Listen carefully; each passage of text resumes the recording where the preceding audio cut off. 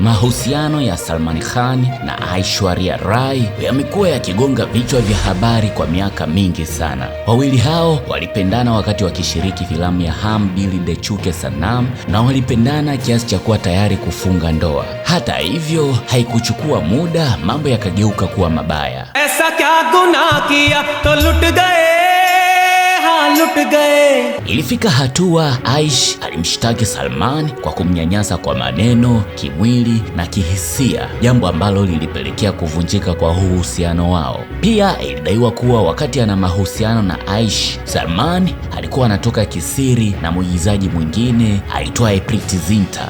Chori chori, chupke chupke.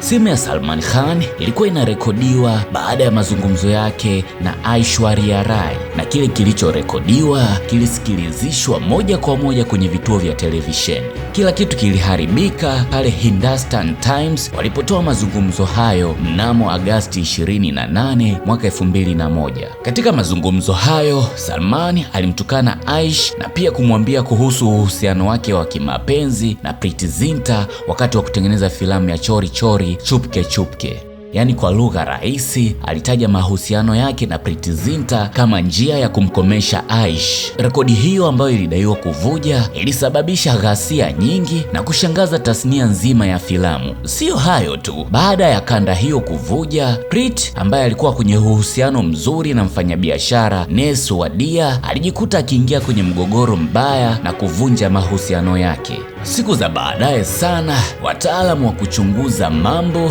baada ya mauaji au matukio yoyote walitoa ripoti kuwa rekodi hiyo ilikuwa ni ya kughushi, hivyo mazungumzo yote yalikuwa ni ya uongo na hakukuwa na mahusiano kati ya Preity Zinta na Salman Khan. Kumbuka kusubscribe kwenye chaneli hii kwa ajili ya taarifa kuhusu waigizaji kutokea duniani kote. Hii ni Cinebuzz.